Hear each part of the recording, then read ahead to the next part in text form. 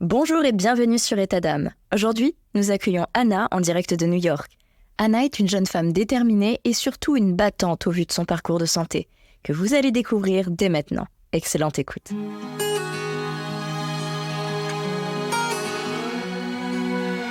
Bienvenue, chers auditeurs, dans une toute nouvelle saison d'État d'âme.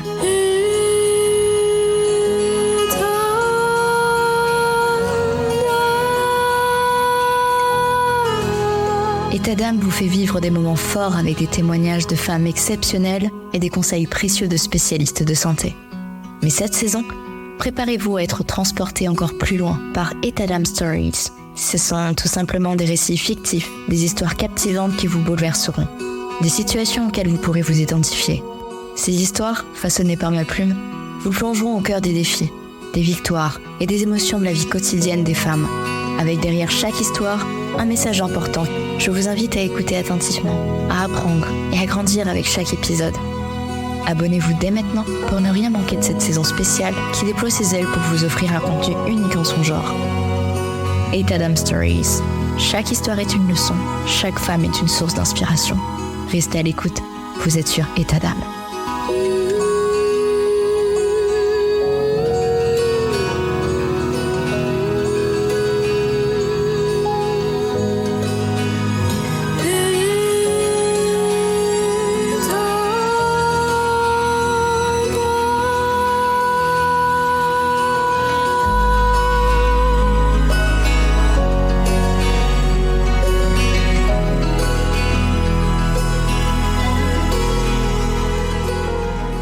Bonjour Anna, merci de témoigner aujourd'hui avec nous sur un sujet qui nous concerne toutes, la fertilité. Bonjour Stéphanie, déjà je voulais te remercier de m'accueillir sur ta plateforme. Je suis vraiment honorée de pouvoir prendre la parole sur un sujet qui me tient tant à cœur. Alors est-ce que tu peux te présenter? Quel âge as-tu? Que fais-tu dans la vie et quelles sont tes passions? J'ai 29 ans, j'habite effectivement à New York et je suis professeure de yoga et accompagnante fertilité. C'est un métier que j'exerce à plein temps depuis 2 ans, après avoir quitté mon travail dans une banque d'investissement. Donc j'ai fait un switch de carrière assez intense. J'espère qu'on pourra en parler un petit peu par la suite.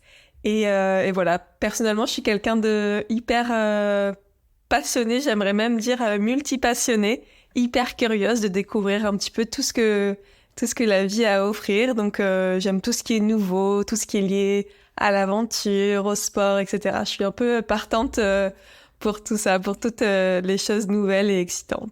Alors au cours de ces 3 dernières années, tu as vécu 5 arrêts de grossesse, dont 3 tardives dans le premier trimestre. Est-ce que tu peux nous dire comment ça s'est passé? Si tu te sens à l'aise, bien sûr, d'en parler.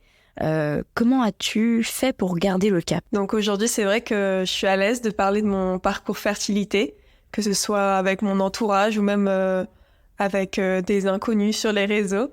Mais c'est vrai que ça n'a pas toujours été le cas. Vivre 5 fois tant de bonheur et tant de tristesse à la fois, ça laisse des marques, ça laisse des traces.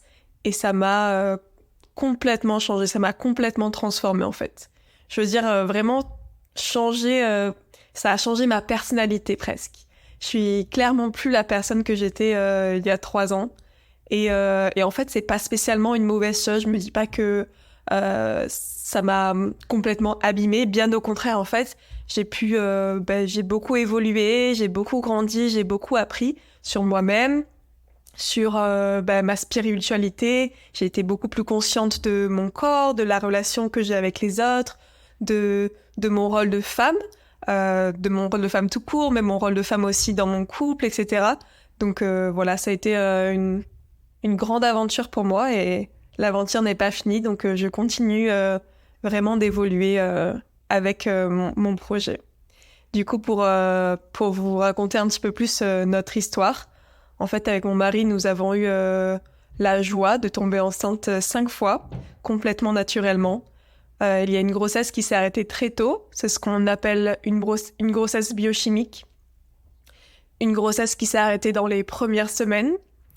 Et enfin, on a eu 3 grossesses qui se sont terminées autour des 10 semaines d'aménorrhée. Donc ça représente à peu près, c'est presque la fin du premier trimestre. Et en fait, ce qui s'est passé, c'est que pour ces 3 dernières grossesses, tout se passait bien vraiment jusqu'au dernier moment. C'est-à-dire que on a pu voir et on a pu constater vraiment que l'évolution de l'embryon, du fœtus, du bébé était vraiment parfaite. On a pu même écouter les battements du cœur plusieurs fois à chaque grossesse.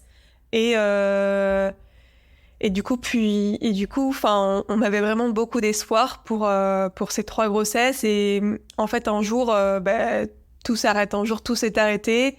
Et en fait, on n'est pas prévenu, on n'est pas préparé. Et même si on a vécu ça plusieurs fois, en fait, on ne peut jamais vraiment être préparé à 100%, tu vois, au chamboulement tant mental que physique qui peut suivre un arrêt de grossesse. Comme je te le disais au tout début, en plus j'ai d'abord vécu ça dans le silence, donc un silence qui était presque complet. Pendant 2 ans, il y avait seul un tout petit groupe de personnes qui étaient au courant que l'on voulait un enfant, que l'on essayait en fait. Puis j'ai eu une réalisation l'année dernière. J'ai réalisé que si je gardais toutes ces émotions en moi, que si je traversais toutes ces épreuves qui étaient si difficiles, en fait, enfin, vraiment, c'est des épreuves qui te changent la vie, quoi, qui changent ton quotidien, qui changent ton couple, qui changent tout. Et en fait, de garder tout ça pour moi, c'est devenu beaucoup plus néfaste qu'autre chose. Donc, ce que j'ai fait, c'est j'ai fait un post Instagram où tout simplement, j'ai dit, voilà, ça m'arrive, c'est ça qui se passe. J'ai fait en quelque sorte un coming out de l'infertilité, j'ai envie de dire. J'utilise peut-être mal ce terme, mais pour moi, ça a été un peu ça. C'était je suis sortie de l'ombre. Et en échange, en fait, en retour de ce post que j'ai fait, j'ai reçu des centaines de messages de soutien. Vraiment, j'ai été bluffée. Je savais qu'il y avait des gens qui allaient bien réagir et qui allaient être hyper bienveillants, etc. Mais quand même, ça fait toujours du bien de recevoir tous ces messages. Et en fait, ce qui m'a le plus marqué, c'est aussi et surtout du coup les messages d'autres femmes qui vivaient ça. D'autres femmes qui étaient aussi dans un parcours fertilité difficile, qui essayaient d'avoir un enfant et pour qui ça marchait pas.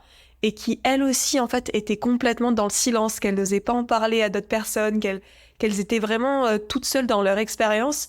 Et ces femmes-là, elles m'ont remercié de pouvoir mettre des mots sur leur expérience. Elles m'ont remercié de montrer qu'elles étaient pas seules, en fait, qu'il y avait des femmes exactement comme elles qui étaient un petit peu partout. C'est juste que comme on est toutes, ou la majorité d'entre nous, dans le silence, en fait, c'est dur de se rendre compte qu'on n'est pas seul dans ce parcours.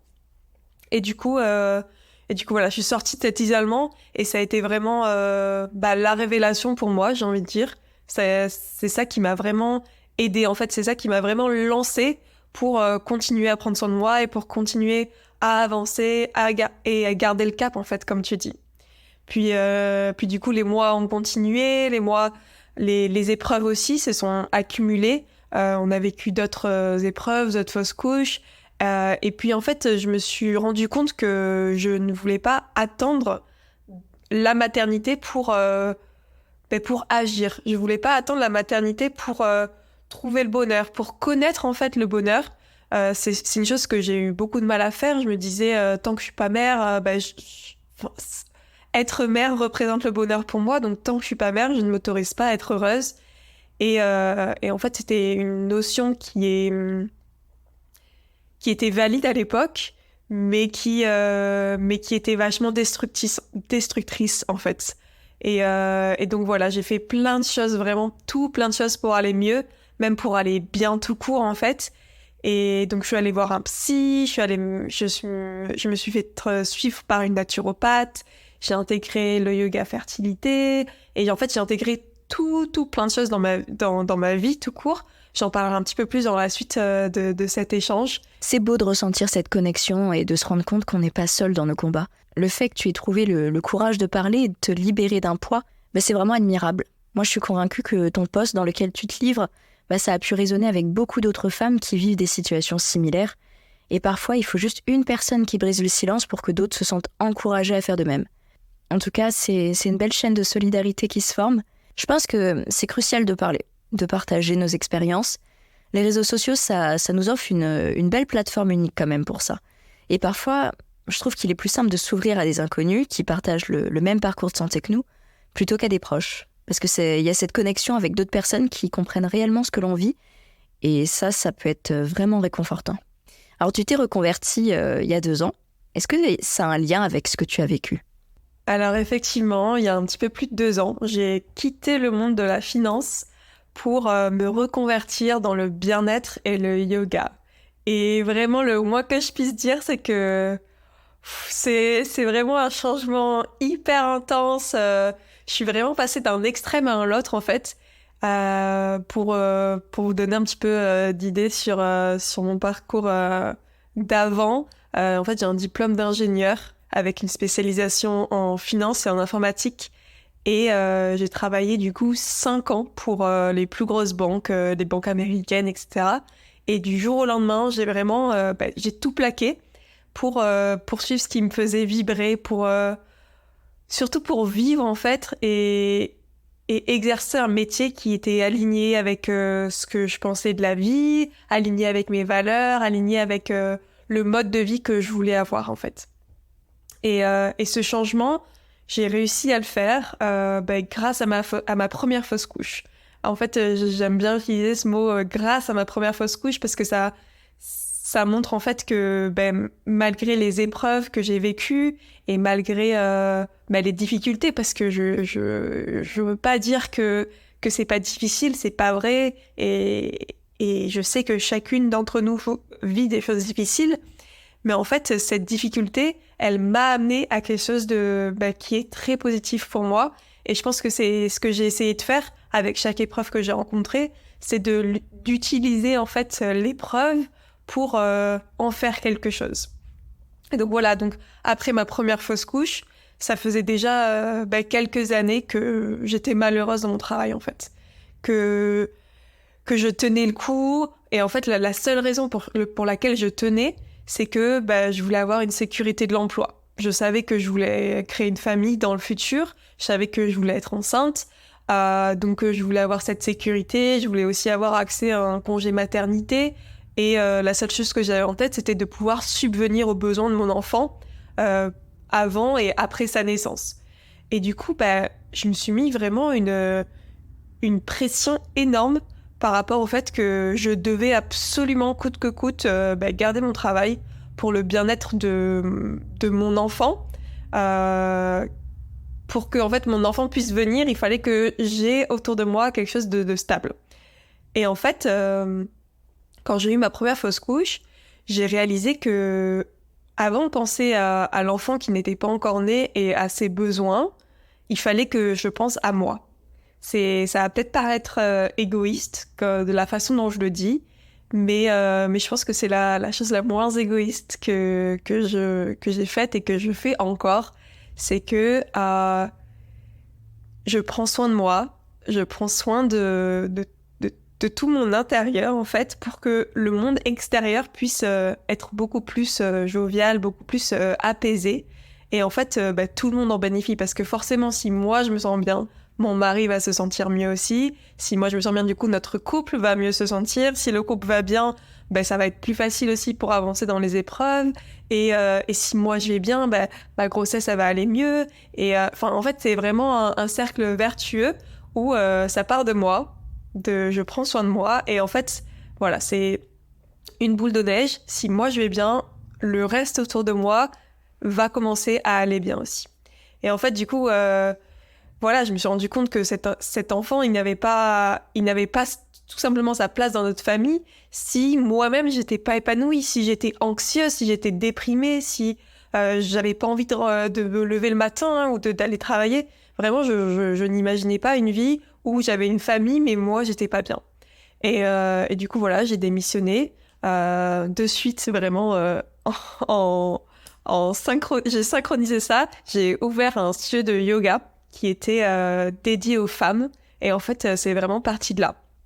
Je pense que ça a été quand même une décision difficile parce que voilà, j'ai dû lâcher, en fait. J'ai dû prendre... c'est des risques, quoi, de complètement changer de vie. Mais c'est aussi, je pense, la plus belle décision que j'ai faite, quoi. Vraiment, je veux pas mentir et dire que changer de vie, changer de carrière, c'est facile. J'ai énormément douté, mais je sais que le bonheur et la joie en fait que je vis aujourd'hui au quotidien, ça aurait pas été possible dans un environnement où j'étais forcée d'être là, dans un environnement qui ne me correspondait pas, avec des collègues qui ne me correspondaient pas non plus, dans une voie en fait où c'était pas pour moi, voilà. Donc voilà, très heureuse d'avoir pris cette décision. Comment ça se passe quand le bébé a déjà 3 mois? On t'a donné des médicaments. Est-ce que tu as dû accoucher? Je sais que cette question est très très difficile, mais je trouve qu'on en parle peu. Et j'aimerais mettre en lumière en fait cette situation, cette épreuve qui est horrible à vivre, qui peut créer des traumas, des flashbacks horribles. Je trouve qu'on n'en parle pas assez et du coup, il y a plein de gens en fait qui savent pas exactement ce que c'est de vivre une fausse couche. Et voilà, pour eux, il y en a certains, pour eux, c'est juste perdre un bébé. Mais derrière, il y a beaucoup plus que ça, en fait. Et j'aimerais bien qu'on puisse mettre, avec cet épisode, en lumière sur ce qui se passe derrière, sur ce dont on ne parle pas assez. Et c'est pour ça que je trouve que c'est assez banalisé le fait de faire une fausse couche. Et je veux mettre en lumière que c'est pas banal, c'est pas juste une épreuve comme ça. Ça arrive à beaucoup de femmes. Oui, ça arrive à beaucoup de femmes, mais je pense qu'il faut mettre des mots dessus, il faut expliquer un petit peu plus en détail pour qu'on prenne conscience de la difficulté de cette épreuve et que c'est pas c'est juste une fausse couche, c'est bon, t'es jeune, tu pourras refaire un bébé. Essayer d'enlever le plus possible de ces phrases horribles en fait que peuvent penser certaines personnes. Voilà, est-ce que tu peux nous dire comment ça s'est passé? Alors c'est vrai que c'est quelque chose dont on ne parle pas trop, voire pas du tout. Donc déjà, merci de me poser cette question. Ce qui se passe, en fait, je vais essayer d'être assez claire et assez objective aussi. Je veux aussi rappeler que je ne suis pas médecin, donc je préfère dire à toutes celles qui nous écoutent, si ça leur arrive, écoutez votre médecin d'abord. Mais je vais quand même vous expliquer parce que quand on est devant le fait accompli, ça peut être juste vachement difficile d'assimiler toutes ces informations. Donc ce qui se passe quand on est autour des 10 semaines, le bébé qui est en nous, il est assez gros. Il commence à se développer, à prendre de la place. Et ce qui va se passer aussi, c'est que quand on tombe enceinte, il y a le flux sanguin qui va augmenter dans le corps, et notamment autour de l'utérus, pour pouvoir nourrir en fait correctement le fœtus. Et du coup, ce qui va se passer, c'est que quand on a atteint 10 semaines de grossesse, donc on a le bébé qui est assez gros, et on a aussi tout ce sang qui s'est accumulé autour de l'utérus qui doit être évacué du corps. Donc du coup, ce que les médecins recommandent généralement, c'est de faire ce que l'on appelle une aspiration sous anesthésie générale. C'est une solution qui est plutôt, voire très efficace, dans le sens où... Donc comment ça va se passer, c'est que, comme son nom l'indique, en fait, on va aspirer médicalement tout ce qui se trouve à l'intérieur de l'utérus. Donc, y compris le bébé, en fait. Et cette solution, elle est assez sympa. Sympa, c'est peut-être pas le mot à utiliser, mais cette solution, elle est en fait assez pratique et bien pour celle qui le reçoit, dans le sens où, en fait, ça va un petit peu réduire les douleurs physiques et psychologiques également, parce que, comme ça se fait sous anesthésie générale, comme on ne voit pas forcément le bébé qui est évacué, etc., ça peut être plus facile aussi d'un point de vue psychologique. En tout cas, c'est mon expérience. Les fois où j'ai eu recours à cette aspiration, j'ai fait 2 fois, ça a vraiment été une très grande différence, parce que même par la suite, on saigne pas beaucoup, etc.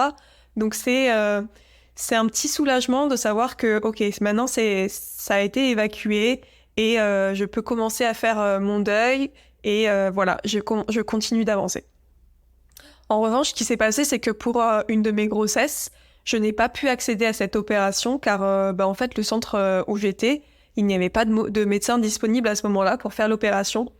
Donc, autant dire que j'étais vraiment super énervée et en colère, quoi. J'avais la tristesse de l'annonce que mon bébé avait, le cœur de mon bébé avait arrêté de battre. Et là, on me dit que c'est pas possible, on va pas pouvoir me procéder à l'opération.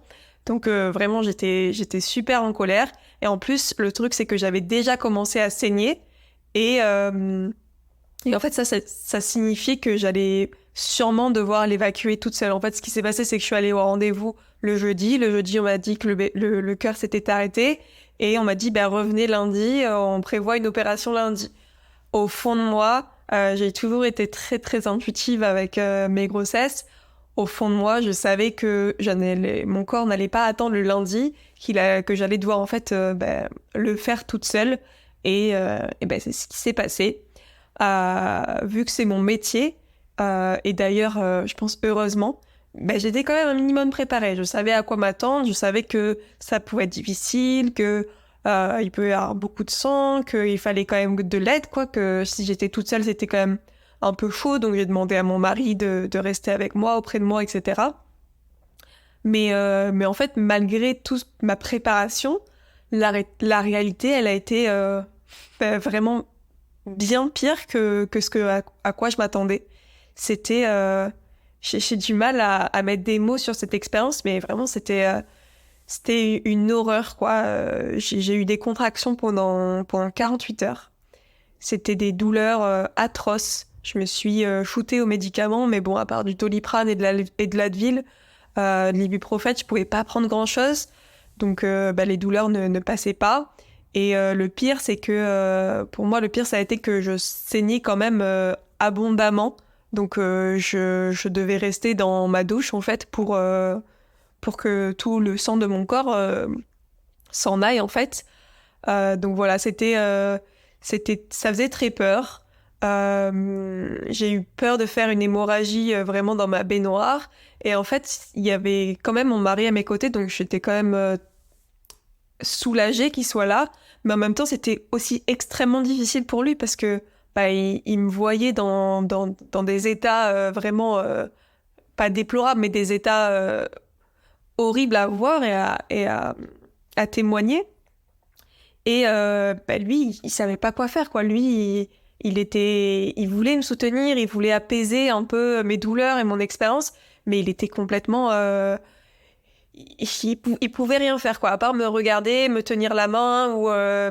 voilà, il était bloqué, quoi.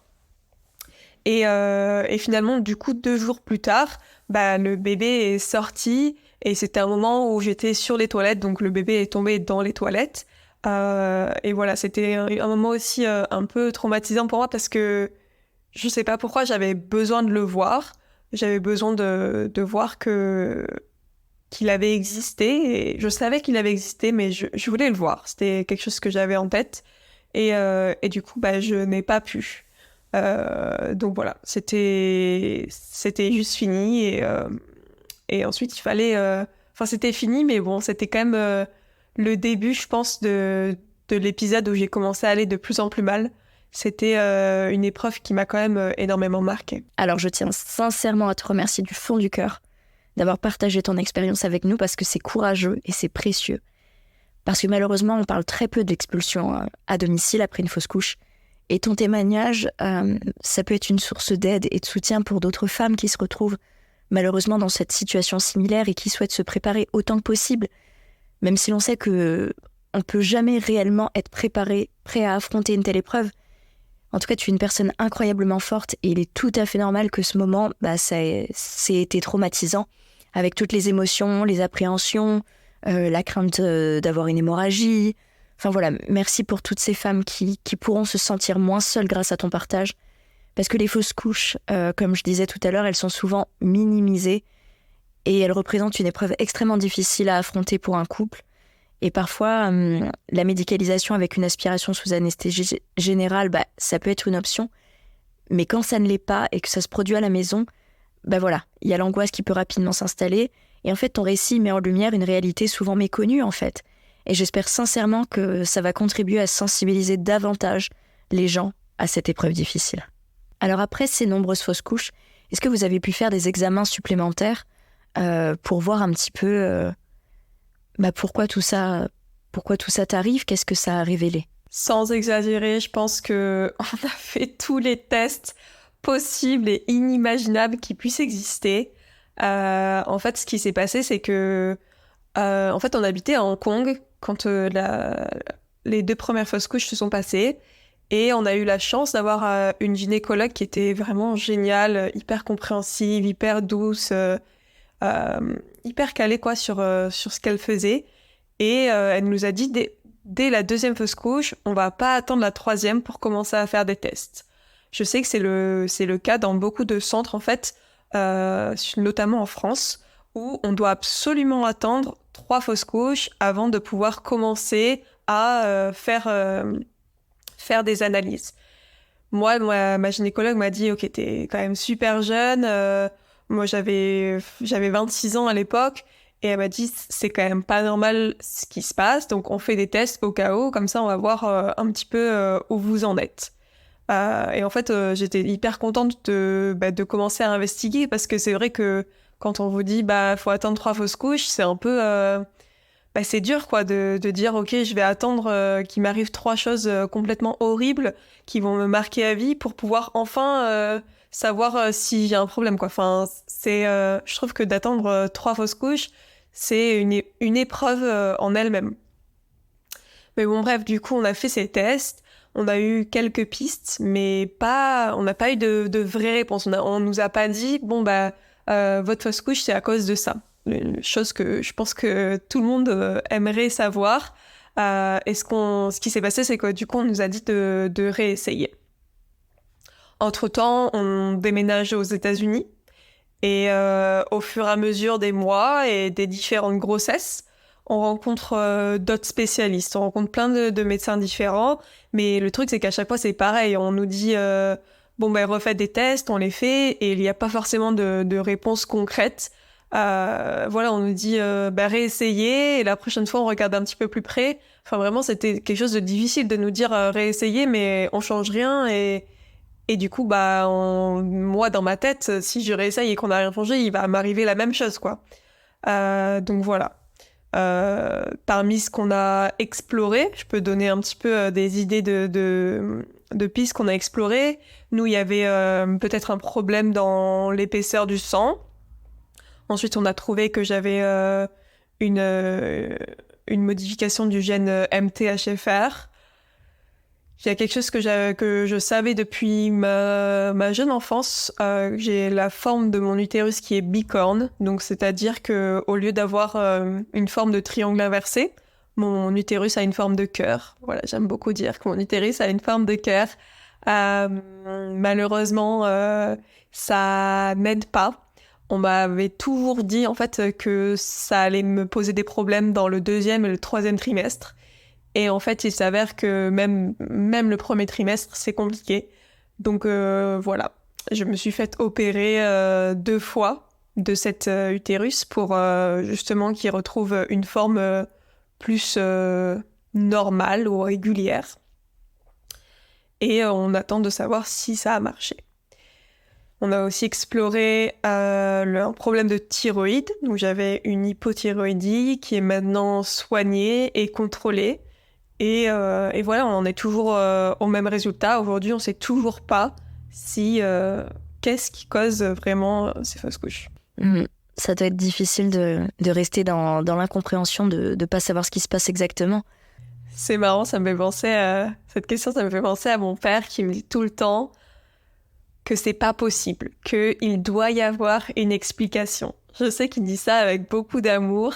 Bien entendu, et je pense aussi qu'il est très frustré de nous voir en difficulté, et je pense que c'est aussi difficile pour les parents de voir ses enfants qui sont en difficulté comme ça. Mais en fait, ce qui se passe, c'est que non, c'est qu'il n'y a pas d'explication, et c'est vrai que c'est dur à accepter parce que dans la vie de tous les jours, en fait, on a l'habitude de vouloir trouver des solutions quand il y a un problème. Toujours, d'ailleurs, on cherche toujours à résoudre des problèmes. Mais dans certains cas, ce n'est juste pas possible. Et c'est un petit peu notre cas, et il y a beaucoup de personnes qui vivent l'infertilité qui sont dans ce cas aussi. Et en fait, pour nous, cette incompréhension et ce manque de réponse, forcément, c'est frustrant.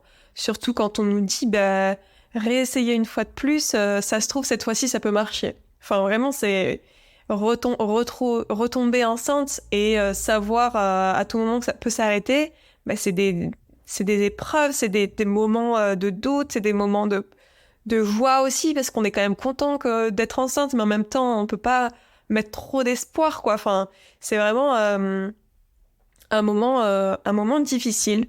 Donc, et en plus, ce qu'on se rend pas compte aussi, c'est que quand on nous dit réessayer et on verra par la suite, réessayer pour que tout le monde se rende compte, ça signifie quand même 4 à 5 mois d'essai pour tomber enceinte en moyenne. Ça peut paraître beaucoup, mais c'est la moyenne en fait. C'est la moyenne que nous avons eue pour nos 5 grossesses. On pense souvent qu'on tombe enceinte en 1 mois, ou si on oublie juste la pilule, on tombera directement enceinte. Ça arrive souvent, et la moyenne, ce n'est pas ça. Donc voilà, ça met du temps pour tomber enceinte. Puis ensuite, du coup, c'est aussi 2-3 mois où je suis vraiment enceinte. Et quand ça marche pas, 2-3 mois pour que le corps se remette, se rétablisse, que les hormones de grossesse s'en aillent, pardon. Et en fait, tout ça, c'est du temps, quoi. Enfin, c'est vraiment, c'est du temps, c'est de l'attente, c'est du stress, c'est beaucoup de choses. C'est pas simple de dire réessayer et ça, on verra. Ça prend beaucoup d'énergie, je sais pas. En fait, ce qui se passe, c'est qu'on sait pas si on doit garder espoir ou et vraiment se réjouir, parce que ok, on est enceinte, il y a quand même un être qui vit en moi et qui se développe. Donc on sait pas si on doit garder cet espoir ou si on doit quand même, au fond de notre tête, garder en tête que c'est possible qu'il y ait une nouvelle déception qui arrive, quoi. Donc voilà, c'est un état d'esprit très mitigé, j'ai envie de dire. Et ce que je me dis souvent, par rapport au fait qu'on puisse pas trouver de solution et qu'on puisse pas trouver de réelle explication, c'est que la science continue d'évoluer et que pour le moment, il n'y a pas de diagnostic précis sur notre cas, mais peut-être qu'un jour, la science sera capable d'expliquer aux futurs parents et ils auront peut-être plus de réponses, mais en tout cas, c'est pas d'actualité pour nous. À New York, vous avez le droit au DPI, donc ce qui permet de voir la viabilité de l'embryon avant l'implant, c'est ça? Est-ce que ça te soulage un peu? Alors oui et non. C'est vrai qu'il y a cette chance ici de pouvoir demander un DPI quand on fait un parcours FIV. Et en France, alors qu'en France, ce n'est pas possible. Ou alors c'est très très compliqué, c'est long et c'est surtout pas du tout accessible à tous. La DPI, ça signifie diagnostic préimplantatoire. Et en fait, ça veut dire que l'on va faire une biopsie des embryons, on va compter le nombre de chromosomes et on va s'assurer qu'il n'y a pas de problème génétique. Et pourquoi c'est important, et pourquoi c'est important surtout dans notre cas à nous, c'est que la plupart des grossesses arrêtées, on dit que la plupart des grossesses arrêtées sont dues à une malformation génétique. On ne connaît pas vraiment les chiffres exacts, mais voilà, on dit souvent que c'est la cause numéro 1. Donc pour nous, c'est important de savoir que génétiquement, l'embryon que l'on va implanter est bien. Donc ça élimine une raison possible de... j'ai pas du tout envie d'employer ce mot, mais de l'échec, en fait, de la grossesse qui s'arrête. Donc voilà, donc oui, ça nous soulage quand même pour les prochains essais. Ça va pouvoir ou nous permettre de tomber enceinte, ou nous permettre d'exclure le problème génétique de notre cas. Par contre, ça n'enlève pas du tout la pression, en fait, que l'on a pour les prochaines grossesses. En fait, on sait même pas si le problème vient de là. C'est une possibilité, mais on sait pas. Et même j'ai envie d'aller plus loin et de parler un petit peu de ce qui s'est passé pour notre 5e grossesse, la dernière. On sait, dans cette 5e grossesse, quand j'ai fait l'aspiration, ils ont pu tester génétiquement le fœtus, et on sait que ce bébé était en pleine santé, avait tous les bons chromosomes et génétiquement était viable. Donc Donc voilà, on sait qu'il y a une des grossesses que c'était pas dû à un problème génétique. Donc voilà, on sait que avec le DPI, ça va un petit peu nous soulager parce que voilà, ça augmente quand même les chances d'avoir une grossesse qui va à terme. Mais c'est pas non plus une formule magique. Il y a des grossesses avec des embryons complètement solides, viables génétiquement, qui ne vont pas à terme. On n'espère pas du tout que ce sera notre cas, mais on sait que ça existe. À la 4e fausse couche, là, c'était vraiment la fois de trop. Comment tu t'es sentie ? Comment tu as su que tu partais en dépression intense ? C'est vrai que cette 4e fausse couche, elle a vraiment changé beaucoup, beaucoup de choses pour moi. C'était la grossesse la plus courte. Elle n'a duré que quelques jours. Donc, c'est-à-dire que j'ai fait un test de grossesse et 3 jours après, le test de grossesse était déjà négatif. Mais c'est clairement celle qui m'a le plus impactée.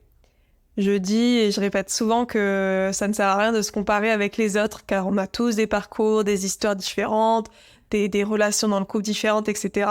Mais en fait, c'est même vrai pour soi-même, quoi. Il y a certaines choses qui vont nous blesser plus que d'autres, sans que ce soit forcément en relation avec la durée de l'épreuve ou quoi que ce soit. Et je dois avouer quand même que malgré le fait que je sois hyper ouverte sur les réseaux sociaux, que je sois décomplexée autour de mon histoire de la fertilité, même si c'est assez récent, c'est la première fois aujourd'hui que je vais parler de ma dépression. J'ai toujours eu du mal à en parler car j'avais l'impression de devoir être une sorte de rôle modèle un petit peu pour les femmes que j'accompagnais dans leur parcours. Je me disais que, à tort bien sûr, je me disais que personne ne voulait être accompagné par quelqu'un qui était en dépression ou que personne n'allait suivre les conseils de quelqu'un qui n'arrive pas à être enceinte et en plus qui n'arrive pas à gérer mentalement ce qui lui arrive. Mais ce qui se passe aussi, c'est que j'habite aux États-Unis du coup, et ici la santé mentale, c'est quelque chose qui est discuté plus librement. C'est pas forcément ce qui se passe en France ou en Europe. Alors, du coup, je pense que c'est ça qui m'a fait prendre peur un petit peu de discuter aussi ouvertement de ma santé mentale et de ma dépression. C'est que, c'est pas quelque chose dont on parle, ce qui est dommage. Voilà, aujourd'hui, je prends la parole, je prends mon courage à 2 mains et je veux en parler, quoi, parce que c'est trop important. Voilà, c'est quelque chose qui arrive souvent. La santé mentale, c'est quelque chose... j'ai pas forcément les mots, tellement c'est important, quoi. Tellement il faut en prendre soin, tellement il faut arriver à trouver des solutions, à mettre en place des choses dans sa vie, dans sa vie pour essayer d'aller de l'avant, quoi. Et donc voilà, le fait que ce soit encore tabou, j'ai pas envie que ça m'empêche de partager mon message et toujours dans le même but. En fait, si aujourd'hui, en parlant de ça, je peux aider d'autres femmes en désir d'enfant à aller mieux, vraiment, j'ai tout gagné. Donc, je vais te donner quelques signes, en fait, qui m'ont fait comprendre que la dépression s'était vraiment bien installée en moi et qu'il fallait que j'agisse rapidement, en fait, qu'il fallait que je fasse quelque chose pour continuer d'avancer et surtout pour pas que ça devienne plus grave que ce que ça l'était déjà. Donc, je dirais en premier lieu, je me suis rendu compte que j'étais triste d'être triste. C'est vrai, et c'était vraiment fort, quoi. Un jour, j'ai mon mari qui m'a envoyé une photo de moi qui datait d'avant le début des essais bébés. Donc, j'étais encore jeune, j'étais pétillante, j'étais hyper souriante sur la photo. Et en fait, ça m'a fait un électrochoc, quoi. Je me suis dit, putain, waouh, ça fait tellement longtemps que je n'ai pas souri comme ça, ou en tout cas que je l'ai pas vraiment pensé, quoi, que mon sourire, il n'était pas... que derrière mon sourire, il n'y avait pas quelque chose de noir qui se cachait, que mon sourire, c'était un vrai, que ça fait tellement longtemps que je n'ai pas profité d'un moment où j'étais vraiment heureuse. Et en fait, je me suis dit, putain, je sais même pas si j'en suis encore capable. Et voilà, donc, et en fait, tout ça, le fait d'être triste m'a rendue profondément triste. Et d'ailleurs, je pense que c'est un autre signe un autre signe que j'ai eu, c'est que cette tristesse, elle partait jamais. Cette tristesse était devenue genre un voile noir qui était permanent, qui était tout le temps, partout, qui faisait que tout autour de moi, c'était fade. Il n'y avait pas de moment de plus, ni de moment de moins d'ailleurs. En fait, toutes les émotions positives étaient atténuées, voire inexistantes. Je me rappelle même, on est parti en vacances en Guadeloupe, donc sur le papier, waouh, c'est un truc de ouf.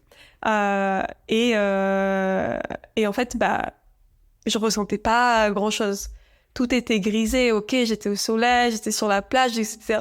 Donc pour moi qui adore la plage, je me suis dit, mais je vais enfin sortir de cette tristesse, mais en fait non, quoi. C'est la dépression, c'est pas juste se sentir mal, c'est quelque chose qui est beaucoup, beaucoup, beaucoup plus profond, et de faire des activités qui sont sympas, ça n'enlève pas la dépression. J'ai d'ailleurs eu aussi des personnes dans mon entourage qui ont tout simplement commencé à s'inquiéter, à voir que j'étais différente. De base, je suis quelqu'un de très vivante, de très... je sais pas, j'aime bien avoir cette joie de vivre en moi, et je pense que ça me définit aussi pas mal. Et donc voilà, le fait que je sois triste et que ce soit permanent et que ce soit profond, en fait, les gens ont commencé déjà à voir une différence chez moi. Puis après, il y a eu plein de signes, en fait. Au final, j'ai eu une perte de motivation, mais une perte de motivation globale, quoi. J'avais peur j'avais pas envie de m'habiller, ni de me maquiller, ou même faire des choses hyper simples. J'avais plus la motivation de me doucher, ni de sortir de chez moi. Enfin, vraiment, ça va être quelque chose peut-être dont on parle plus, la perte de motivation comme signe de la dépression, mais c'est vraiment quelque chose que j'ai ressenti aussi. Et en fait, comment je m'en suis vraiment rendu compte. J'avais tout ça en tête, mais je me disais, bon, voilà, t'es triste parce que t'es en essai bébé et que ça marche pas, et que tu viens de vivre une fausse couche, c'est difficile pour toi, donc c'est normal, entre guillemets, d'être aussi triste. Et en fait, un jour, j'étais suivie par une psychologue depuis quelques mois, et elle m'a vraiment envoyé un message d'alarme en me disant, bon, là, il faut faire quelque chose. Je pense que tu fais une dépression sévère, et il faut que tu ailles voir une psychiatre pour te faire soigner. Et donc c'est ce que j'ai fait, et j'en suis hyper heureuse parce qu'aujourd'hui, je retrouve vraiment cette... je me retrouve, en fait. Je retrouve ma joie de vivre, j'ai envie de dire, mais la joie de vivre, c'était ce qui me représentait. Voilà, je me retrouve moi. C'est pas tous les jours joyeux, c'est pas tous les jours triste non plus, c'est entre les deux. C'est une bonne moyenne de, ok, il y a des jours où je me sens bien et je peux profiter de la vie, et il y a des jours où je me sens pas bien, et c'est normal parce que ce que je vis dans ma vie de tous les jours, c'est quand même difficile. J'ai des rendez-vous très très très fréquents chez le docteur qui me rappellent tout le temps au fait que j'essaye d'avoir un enfant et que c'est un petit peu plus difficile pour nous. Donc c'est aussi normal d'avoir des moments de moins, mais ils sont pas omniprésents et ils viennent pas gâcher non plus les moments de plus. Voilà. Alors, tu pratiques le yoga fertilité, le yoga de la femme. Est-ce que tu peux nous expliquer ces pratiques ? Elles contribuent au bien-être des femmes ? Oh oui, j'ai trop envie de parler du yoga de la femme et de la fertilité. C'est mon sujet préféré. On a beaucoup parlé de moi, mais c'est vrai que, comme je disais au début, c'est toutes ces expériences qui ont été riches en émotions et en apprentissage pour moi, qui ont fait et qui m'ont emmené en fait à vouloir me dévouer, à vouloir me spécialiser, à vouloir me faire de mon métier quelque chose qui faisait du sens. Voilà, de me dévouer à la cause des femmes en désir d'enfant, ça a fait beaucoup, beaucoup de sens en fait par rapport à ce que j'avais vécu avant et par rapport à ce que je vis encore. Je me dis, voilà, c'est un peu mon chemin de vie, c'est ce que je dois faire, c'est ma raison de vivre, c'est mon quotidien, je suis faite pour ça. Ce que j'ai vécu, ça m'aide dans ce parcours-là, donc c'est là où je dois être.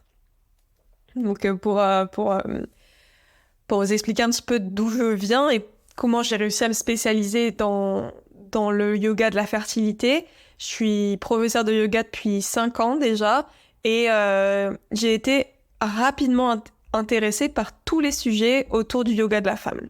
J'ai commencé par le yoga pré- et post-natal dans un premier temps parce que je savais que dans un futur proche, je voulais être enceinte. Donc, je me suis dit, OK, je vais me spécialiser en pré-post-natal. Comme ça, quand je serai enceinte, je vais pouvoir utiliser mon apprentissage sur moi-même. Finalement, j'ai laissé un petit peu cette formation de côté, mais je vais y revenir. J'enseigne encore de temps en temps des cours de prénatal et j'adore ça. Donc voilà. Après, au bout de quelques temps, et en voyant aussi qu'on avait pas mal de difficultés de notre côté à tomber enceinte, j'ai commencé à m'intéresser et à me former au yoga de la fertilité. Et en fait, ça m'a fait... ça aussi, c'est quelque chose qui m'a vraiment transformée dans le sens où ça allait beaucoup plus loin que juste une simple formation de yoga. C'est grâce à cette formation que j'ai pu me transformer d'abord pour pouvoir transformer les autres. En fait, j'ai vraiment, avec les pratiques de cette formation et avec du coup les pratiques que j'enseigne aussi, j'ai pu développer ma féminité, j'ai pu découvrir ma douceur, mon empathie, la bienveillance. J'ai pu développer l'amour de moi, l'amour des autres. Vraiment, il y a beaucoup de choses qui sont sorties en fait de cette formation de yoga fertilité. Et pour quelqu'un qui travaillait vraiment en finance dans une salle de marché avant, je peux t'assurer que tous ces mots n'étaient même pas dans mon vocabulaire. Enfin, je savais que au fond de moi, j'étais vouée pour quelque chose de plus profond, de plus féminin, etc. Mais c'était masqué en fait par tout mon passé, par mes études qui ont été très mathématiques, logiques, très masculines dans l'énergie. Toute cette énergie féminine, elle avait été masquée chez moi. Et donc, ça l'a fait ressortir. Et ça a vraiment changé ma façon d'interagir avec le monde, tout simplement. D'interagir avec moi-même. Et voilà, c'est ça qui m'a... Je me suis dit, voilà, c'est ça que je dois faire, c'est ça que je suis censée faire, et c'est ça que je vais faire, tout simplement. Du coup, le yoga de la fertilité, c'est quoi? Parce que j'ai beaucoup parlé de comment ça m'a impacté, mais j'ai aussi envie de parler de comment ça peut impacter les femmes en désir d'enfant, s'il y en a qui nous écoutent. Donc le yoga de la fertilité, c'est une pratique qui respecte le cycle féminin, ou le protocole PMA d'ailleurs, qui généralement est un calque d'un cycle féminin à quelque chose près. C'est une pratique qui évolue en fonction des besoins et des envies du corps pour que on arrive à une fertilité optimale. Ça, c'est vraiment important de comprendre que le yoga fertilité, c'est pas un cours de yoga que vous allez prendre dans un studio où tout le monde va faire la même chose, où on va essayer de bouger d'une pose à l'autre, où tout le monde va être aligné de la même façon, etc. Le yoga de la fertilité, c'est une approche beaucoup plus douce et beaucoup plus compréhensive des besoins de chacune. Donc, je suis beaucoup, dans ma façon d'enseigner, je suis beaucoup moins stricte, beaucoup moins focus sur un point en particulier. J'essaye vraiment de laisser le pouvoir aux femmes, quand elles pratiquent, de pouvoir se connecter à leur propre corps, de pouvoir se dire, OK, aujourd'hui, il y a ça que je sens bien, il y a ça qui fait beaucoup d'effet sur moi, donc je vais continuer à bouger de cette façon, etc. Et c'est ça qui est beau, en fait. Je redonne le pouvoir à l'élève. C'est plus moi, en tant que prof, qui guide et qui dit à l'élève fais ci, fais ça. C'est vraiment moi qui dis à l'élève, voilà, tu as la possibilité de faire ça, ça, ça. Ça, c'est bien pour ta fertilité. Ça, c'est bien pour la phase préovulatoire. Ça, c'est bien pour ça. Maintenant, toi, tu fais ce que tu veux. C'est toi qui deviens maître de ton corps. Et c'est toi, d'ailleurs, qui a toujours été maître de ton corps, mais qui va regagner, en fait, cette confiance en toi grâce au yoga. Et donc, pour être un petit peu plus précise sur comment ça se passe, il va y avoir 3 pratiques différentes. Il y a une pratique spécifique pour les règles, pour soulager les crampes et surtout aussi soulager la charge émotionnelle ou la tristesse en fait qui vient souvent avec la découverte que l'on n'est juste pas enceinte, parce que les règles c'est vraiment la preuve que bon voilà, le cycle est fini, ça n'a pas marché, il faut recommencer, c'est quelque chose qui peut être très pesant. Ensuite, il y a une pratique qui vise à stimuler les ovaires et à soutenir une belle ovulation. Ça, c'est ce qu'on pratique du coup avant l'ovulation pour vraiment tout mettre en place pour que l'ovulation soit la plus belle possible. Et enfin, on a une pratique post-ovulation qui vient favoriser l'implantation et le développement de l'embryon. Donc, on met tout en place cette fois-ci pour que l'embryon puisse être nourri, puisse s'accrocher de la bonne manière et puisse, trouver son petit cocon bien douillet à l'intérieur de notre utérus. Donc, le yoga fertilité, c'est très complet et surtout, c'est très spécifique aux besoins de chacune. Mais je veux quand même ajouter que le yoga fertilité, c'est pas seulement le yoga dans le sens physique du terme. Quand je parle de yoga fertilité et quand je dis j'enseigne le yoga fertilité, c'est pas seulement tout ce qui se passe sur un tapis de yoga. Pour moi, je vais aussi rajouter la méditation, les visualisations, les exercices de respiration pour justement apprendre à gérer ses émotions, son stress, toutes les choses comme ça. Je vais aussi rajouter des affirmations pour essayer de garder du positif dans sa vie, pour essayer d'être soulagé ou de changer un peu ses pensées tout le temps noires si on en a. Mais aussi, je trouve que le yoga fertilité, ce qui est beau, c'est que ça peut aussi évoluer vers des échanges, des rencontres avec d'autres femmes qui sont en désir d'enfant. Voilà, on parlait au début de solitude, d'isolement. Pour moi, le yoga fertilité, c'est un petit peu le pont pour passer d'un endroit où on est seul, on sait pas trop ce qu'on fait, on n'est pas connecté avec notre corps, à un endroit où on est entouré de femmes qui ont les mêmes parcours que nous, qui ont les mêmes difficultés que nous, peut-être des difficultés différentes, mais au moins qui comprennent un petit peu ce que l'on vit. Et voilà, c'est ça qui est beau pour moi, c'est aussi de faire ces rencontres.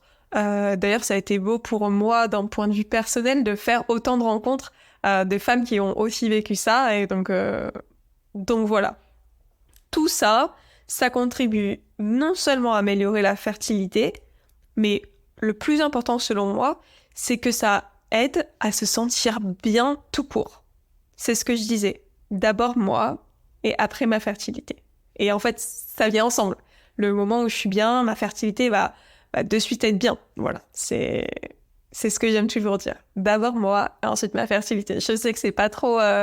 que pas tout le monde est d'accord avec moi, mais c'est ma philosophie, c'est mes valeurs. Voilà. Alors, tu as créé le concept cycle fertilité.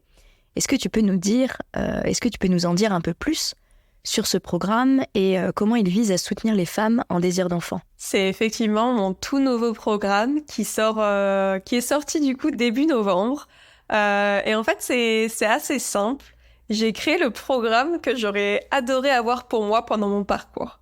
C'est vrai que c'était difficile de trouver des cours comme je l'imaginais. Bon, parce que du coup, j'ai quand même ma prof. Enfin, je suis formée pour être prof de yoga fertilité, donc j'avais beaucoup d'attentes quand même concernant ce que je voulais pour ma propre pratique, pour mon propre parcours. Donc j'ai vraiment créé quelque chose que je trouve complet et que je trouve hyper impactant.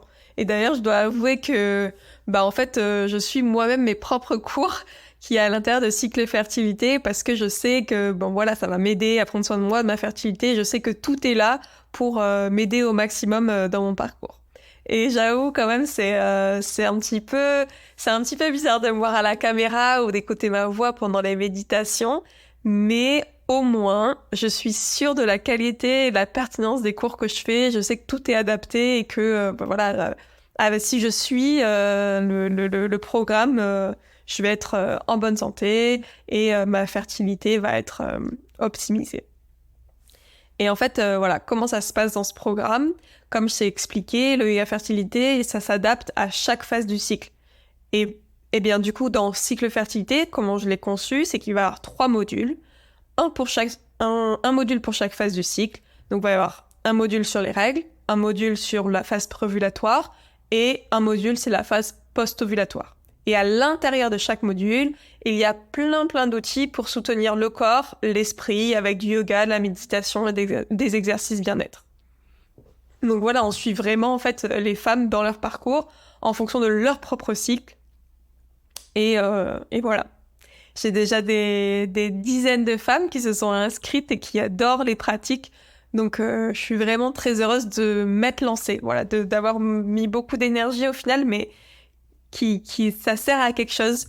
Je vois que les femmes en sortent grandies, qu'elles se sentent beaucoup plus apaisées après les cours, qu'elles retrouvent ce pouvoir sur leur corps, cette confiance en elles, et vraiment ça me fait tellement plaisir.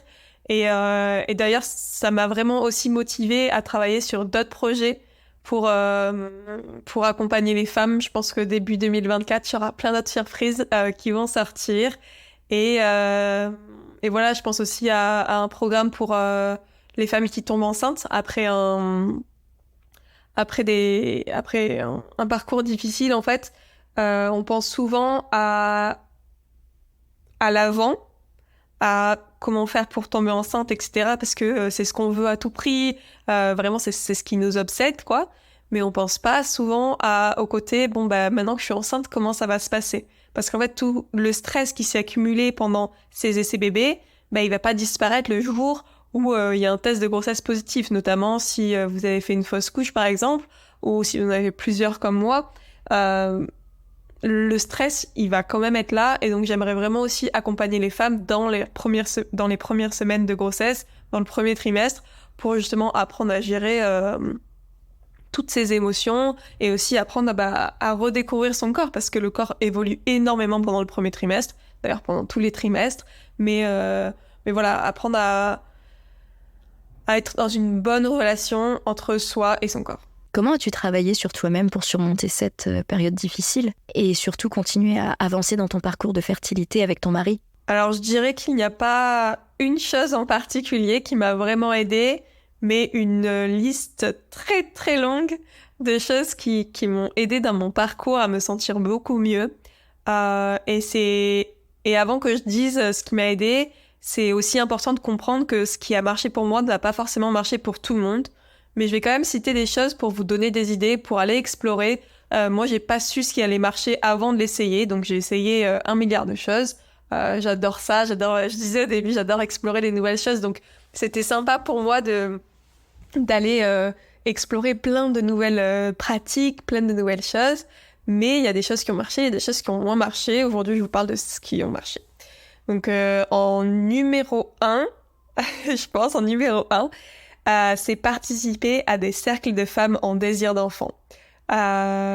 Ces cercles de femmes, c'était moi qui les organisais, et en fait, je pense que j'ai été celle qui a le plus profité en fait des cercles, parce que j'ai pu échanger, j'ai pu créer des liens avec des femmes, des liens assez forts, quoi, où vraiment maintenant on continue à se parler, à échanger, à se soutenir. Il y en a qui sont enceintes, il y en a qui essayent encore. Enfin, vraiment, c'est vraiment un espace hyper bienveillant où on a pu être dans un petit cocon tous ensemble, se soutenir, s'écouter. C'était vraiment très fort.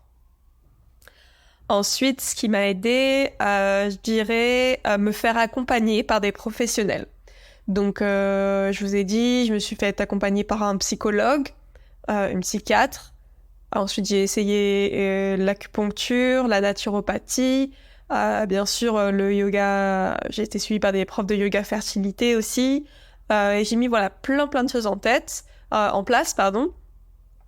en fait, j'ai mis du temps à me rendre compte que je pouvais pas le faire toute seule. J'ai mis du temps à prendre cette décision de dire ok, maintenant je vais me faire aider, parce que avancer dans mon parcours toute seule, ça marche pas. Il faut que quelqu'un puisse me prendre la main et qu'on puisse avancer vers un état d'esprit beaucoup plus sain, quoi, pour moi, pour ma famille et pour mon futur enfant. En numéro 3, je pense que c'est ça, en numéro 3, ça a été me connecter à mon corps et l'aimer profondément. Vraiment, ça aussi, ça a été une découverte de ouf. Mais vraiment pas juste me regarder dans le miroir et me dire que je m'aime, c'est pas du tout ça. C'est quelque chose qui est beaucoup plus profond.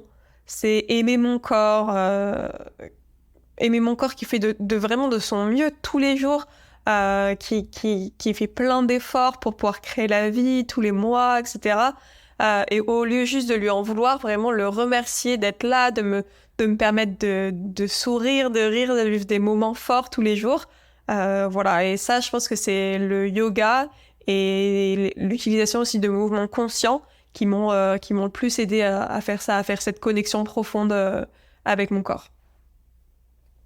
Ensuite, ce qui m'a aidé, je pense que aussi c'est de continuer à vivre, tout simplement. Je me suis mis une petite règle il y a pas longtemps. J'espère que essayez, dites-moi si ça marche. C'est que si je commence à me dire dans ma tête, oh non, mais je peux pas faire ça parce que on sait jamais si je suis enceinte ou si je suis pas enceinte ou si je dois faire des tests à ce moment-là. Enfin bref, dès que je pars comme ça un petit peu dans ma tête, j'oublie, j'efface et je dis ok, non, il n'y a pas de si je suis enceinte, si je suis pas enceinte, non, non. Est-ce que j'ai envie de le faire? Oui, je le fais, on verra au moment même. Si j'ai envie de partir en vacances, hop, je book mon billet. Si le jour même, je peux pas parce que je suis en plein dans mon parcours de fille ou que je suis enceinte, juste je l'annule, tant pis. J'aurais payé pour rien au pire, mais voilà, on peut prendre même des trucs annulables. Mais voilà, si je suis enceinte, je serais trop contente parce que je suis enceinte. Si je suis pas enceinte, je serais trop contente de pouvoir partir en vacances et de pouvoir relâcher la pression aussi, quoi. Ça marche pour partir en vacances, ça marche pour aller dîner avec des amis, voilà, juste continuer à vivre. Et une dernière chose qui m'a aidée, je pense, je suis obligée d'en parler parce que c'est quelque chose d'assez fort aussi, c'est de rester soudée avec mon mari. Vraiment de continuellement se souvenir, se rappeler de pourquoi on est engagés dans un tel parcours tous les deux, se rappeler que l'on s'aime en fait tout simplement, se rappeler de pourquoi on s'est lancé dans cette aventure, mais aussi d'accepter que notre relation elle évolue avec les épreuves, notre vie intime aussi, il faut pas se mentir, elle évolue. C'est pas facile d'essayer d'avoir un enfant, que ce soit naturellement ou pas. Il y a beaucoup d'obligations et du coup la vie intime peut en prendre un coup. Et voilà, d'accepter que c'est normal que les choses évoluent, que les choses changent. Il y a aussi quelque chose qu'on fait et que je vois que beaucoup de personnes ont du mal à faire, c'est accepter qu'on n'est pas toujours tous les deux sur le même... on n'est pas tous les deux d'accord, en fait. On n'est pas tous les deux affectés de la même manière par les choses qui nous arrivent. Voilà, ça je pense que c'est super important à comprendre. Des fois, je vais être plus affectée, des fois, il va plus l'être. Des fois, je vais être affectée de suite, lui, 2 semaines plus tard. Voilà, c'est vraiment pouvoir apprécier et accepter les différences entre lui et moi. Comment le soutien émotionnel de ton entourage ou des professionnels de santé mentale a-t-il été important pour toi pendant cette période difficile du parcours pour devenir parent? Ouais, je pense que le soutien émotionnel, c'est essentiel. C'est impossible sans. Franchement, j'ai beaucoup de chance d'avoir un entourage qui est compréhensif, qui est plein d'empathie. Je sais que malheureusement, c'est pas le cas de tout le monde. Mais au final, malgré mon entourage, je pense que ça ne suffit pas vraiment. Qu'importe si on est soutenu par sa famille, par ses amis, par son partenaire, en fait, je pense sincèrement que c'est aussi très très important d'être accompagné par un thérapeute, que ce soit un psychologue, un hypnothérapeute, une coach, une accompagnante fertilité, même juste vraiment, peu importe, quelqu'un qui est là pour vous soutenir émotionnellement. Il y a plein d'options et je pense que chacune doit pouvoir choisir sa personne, sa thérapeute, sa méthode qui marchera pour elle. Mais voilà, il faut trouver quelqu'un qui puisse soutenir un peu le côté émotionnel. Et je l'ai dit un petit peu plus tôt, pour moi, il y a une chose qui est fondamentale et qui est trop importante, c'est de faire partie d'une communauté de femmes en désir d'enfant. J'organise des cercles de femmes régulièrement et c'est clairement ce qui m'a aidé le plus cette année. Et à en voir tous les retours que j'ai eus des femmes qui ont participé, vraiment, je pense que ça a été aussi un très gros highlight de leur année aussi, parce que, enfin, c'est fort, quoi, ce qu'on vit. C'est des liens qui sont créés, c'est des femmes qui nous écoutent, qui partagent, qui se comprennent. Et en fait, ce qui est fort, c'est que on n'a pas besoin d'expliquer. On n'a pas besoin de s'étaler. On n'a pas besoin de dire « Oh, ben, ça marche comme ci, ça marche comme ça ». On n'a pas besoin de se justifier. On n'a pas besoin... Tout ça, c'est des choses qu'on n'a pas envie de faire, qu'on n'a pas d'énergie de faire avec d'autres personnes. Ici, en fait, dans des cercles de femmes, ben, des fois, on n'a pas besoin de parler. Des fois, juste, on est là, on partage notre énergie, on écoute, on sait qu'on est là pour les autres, on sait que les autres sont là pour nous. Et voilà, c'est juste magique, en fait. Il n'y a pas cette peur de se faire rejeter, il n'y a pas cette peur de choquer les autres par nos décisions, par nos émotions. Par exemple, je sais que dans ces groupes de femmes, on normalise vachement le fait d'être jalouse, tout simplement, d'être jalouse de ses amies qui sont enceintes. C'est quelque chose de complètement normal. Nous, on n'y arrive pas. Nous, on a des difficultés. Nous, on doit payer des choses. Nous, on doit prendre du temps. Nous, on doit quitter notre travail pour pouvoir le faire. Enfin, vraiment, il y a beaucoup de sacrifices qui sont faits, alors qu'il y a des personnes qui tombent enceintes naturellement. Voilà, je suis très contente pour les personnes qui tombent enceintes naturellement, mais c'est normal d'être jalouse. C'est normal d'avoir un petit truc au fond du cœur qui disent « Oh, moi aussi je le veux, moi aussi c'est ça que je voulais et je me sens pas bien parce que je l'ai pas. » Donc voilà, c'est vraiment, dans ces groupes, on normalise toutes ces émotions, on normalise le fait d'être en colère peut-être contre le système médical, d'avoir des problèmes d'intimité avec son partenaire. Ça aussi, c'est complètement normal. Vraiment, on est dans un safe space où les femmes s'y sentent bien et peuvent sortir de l'isolement, peuvent sortir de ce trou noir un petit peu de je suis toute seule et il y a personne pour m'aider et quoi qu'il arrive, je vais être malheureuse tant que je n'aurai pas d'enfant. Voilà, pour moi, c'est vraiment ça le but, c'est que les femmes se rendent compte que elles peuvent retrouver une vie épanouie, une vie pleine de vie, vraiment, sans avoir atteint le but final, quoi. C'est que le chemin vers la maternité, il est long.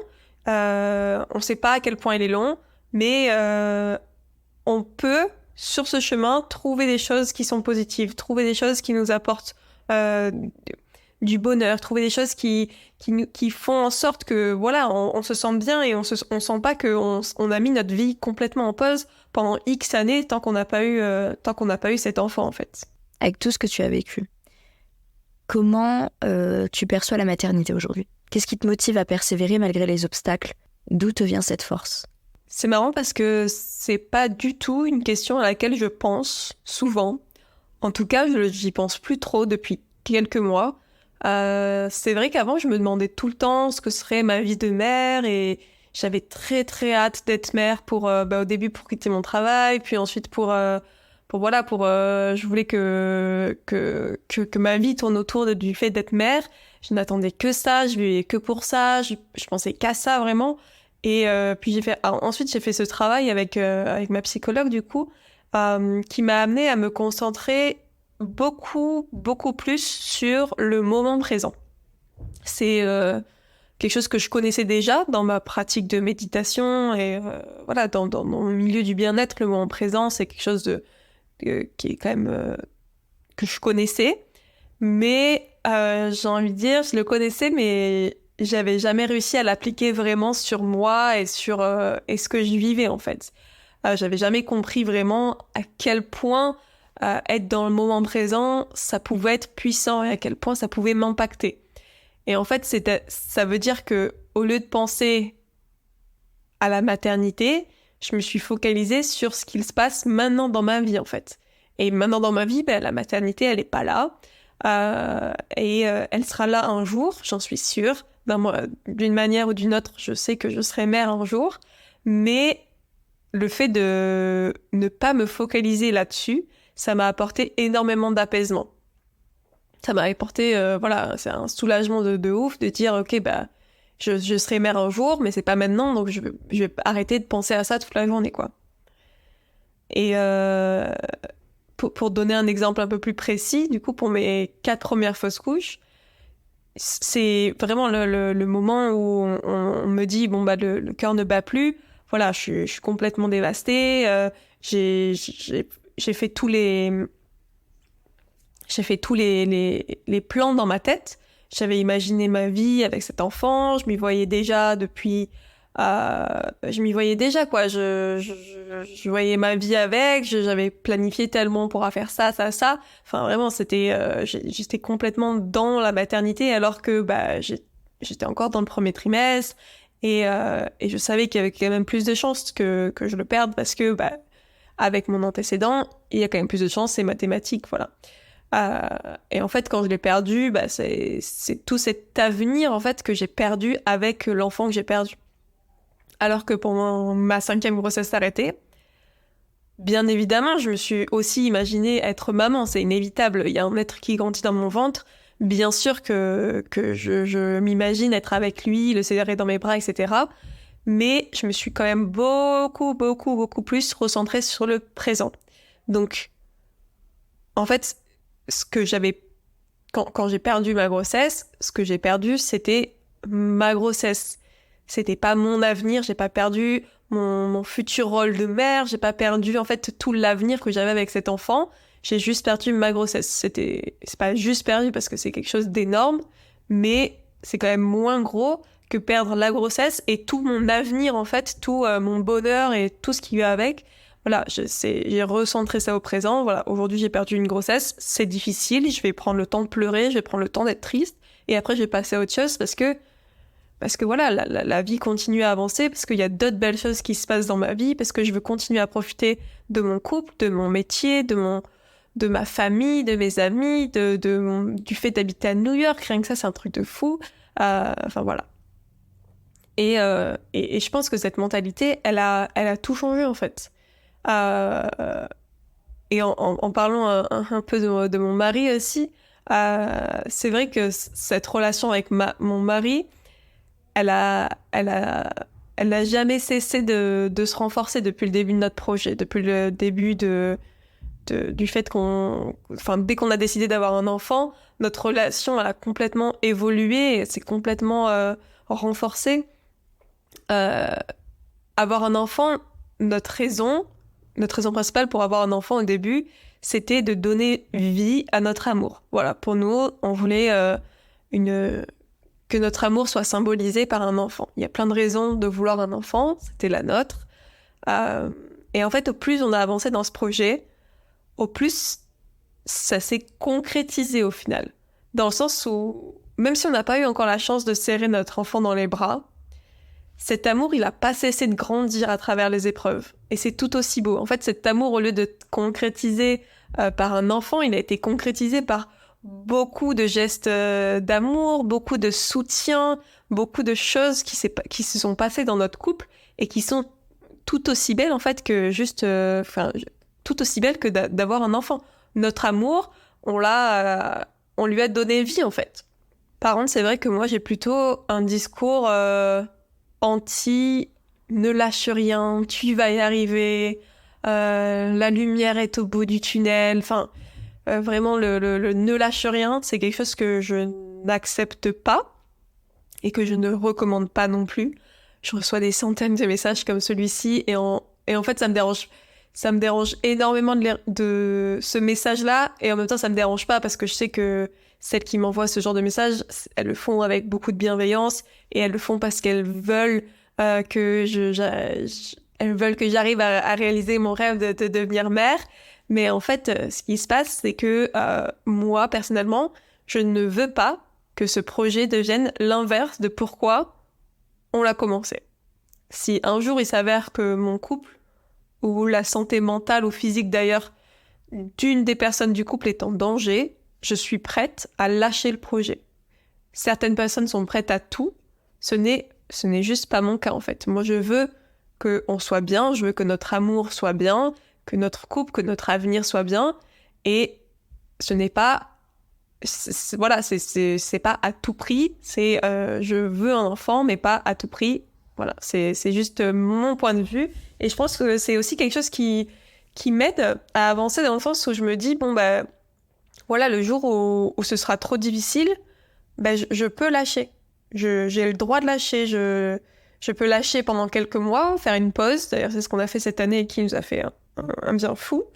Ou je peux lâcher tout court, en fait. Et c'est OK. Voilà, c'est OK de se dire que j'ai fait ça pour un plus grand bien, en fait, pour être bien tout court dans ma vie, de ne pas m'épuiser jusqu'à un point où on puisse plus me guérir. Voilà, pour moi qui ai vécu une dépression cette année, je sais que j'ai eu beaucoup de chance de guérir, j'ai eu beaucoup de chance de m'en être aperçue tôt, etc. et d'avoir mis plein de choses en place pour que ça évolue d'une bonne façon. Mais je me dis, si ça devient plus sévère, si ma santé est en jeu, ma vie est en jeu même, une dépression, ça peut être très grave, ça vaut pas le coup, en fait. Donc voilà, c'est quelque chose aussi qui m'aide beaucoup de me dire qu'il y a des alternatives, et il y a aussi toujours cette possibilité de lâcher. Alors actuellement, tu es en parcours FIV. Tout se passe bien avec les examens à effectuer ? Oui, effectivement, nous sommes lancés dans un protocole FIV en début du mois de novembre et on est en plein dedans. On a fait une stimulation ovarienne qui était assez intense et qui nous a permis de pouvoir ponctionner 26 follicules matures. Donc c'est vraiment énorme. Et je sais que pas tout le monde est au courant de comment ça se passe en temps normal, mais pour vous donner une idée, dans un cycle normal, une femme est censée n'en produire qu'un seul. Donc voilà, 26 follicules, c'était quand même énorme. Et ça illustre aussi quand même bien la quantité d'hormones qui étaient présentes dans mon corps pour créer un tel nombre d'œufs, quoi. À partir de ces 26 follicules, l'embryologiste a fait la rencontre du coup, entre les ovocytes et les spermatozoïdes. On a mis tout ça ensemble et on a formé de belles cellules. On les a laissées grandir et au bout de 6 jours de maturation dans le laboratoire, on a eu 8 embryons qui ont été mis au congélateur en attente de janvier pour notre premier transfert. Donc voilà, c'est là où on en est. On a vraiment hâte de savoir ce qui nous attend. On ne sait pas si la FIV sera la solution pour nous, mais voilà, on est quand même très heureux d'avoir la possibilité de le faire. Moi, je me rends tout le temps compte de la chance que j'ai de me lever tous les matins, d'avoir accès à la médecine qui est quand même assez poussée aujourd'hui. J'aime bien aussi me replacer dans un contexte où il y a quand même beaucoup de belles choses qui m'entourent. Même dans un parcours si difficile, voilà, on est bien entouré, on a beaucoup de médecins qui sont compétents autour de nous, on a beaucoup d'entourage qui sont compréhensifs. Voilà, on a toute cette bulle autour de nous de choses qui sont belles, donc voilà, on peut se concentrer sur ça. 8 embryons au congélateur, c'est quand même une très belle perspective pour nous. Et voilà, on espère que ce sera juste ce qui va nous permettre d'accéder enfin à notre rêve et notre désir de devenir parents. En tout cas, merci infiniment pour ton témoignage touchant, car ce n'est vraiment pas évident toutes les épreuves par lesquelles tu es passé jusqu'à présent. On te souhaite que tout se passe bien pour la FIV. Et chers auditeurs, n'oubliez pas de vous abonner et de suivre Anna sur les réseaux sociaux si vous êtes en désir d'enfant et que vous souhaitez découvrir un merveilleux conte. Je vous mets tout en description. Vous étiez sur État d'âme. À très vite pour un prochain épisode. Prenez soin de vous.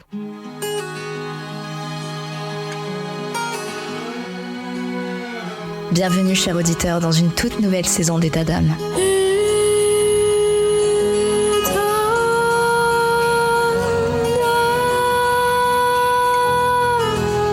État d'âme vous fait vivre des moments forts avec des témoignages de femmes exceptionnelles et des conseils précieux de spécialistes de santé. Mais cette saison, préparez-vous à être transporté encore plus loin par État d'âme Stories. Ce sont tout simplement des récits fictifs, des histoires captivantes qui vous bouleverseront, des situations auxquelles vous pourrez vous identifier. Ces histoires, façonnées par ma plume, vous plongeront au cœur des défis, des victoires et des émotions de la vie quotidienne des femmes. Avec derrière chaque histoire, un message important. Je vous invite à écouter attentivement, à apprendre et à grandir avec chaque épisode. Abonnez-vous dès maintenant pour ne rien manquer de cette saison spéciale qui déploie ses ailes pour vous offrir un contenu unique en son genre. État d'âme Stories. Chaque histoire est une leçon, chaque femme est une source d'inspiration. Restez à l'écoute, vous êtes sur État d'âme.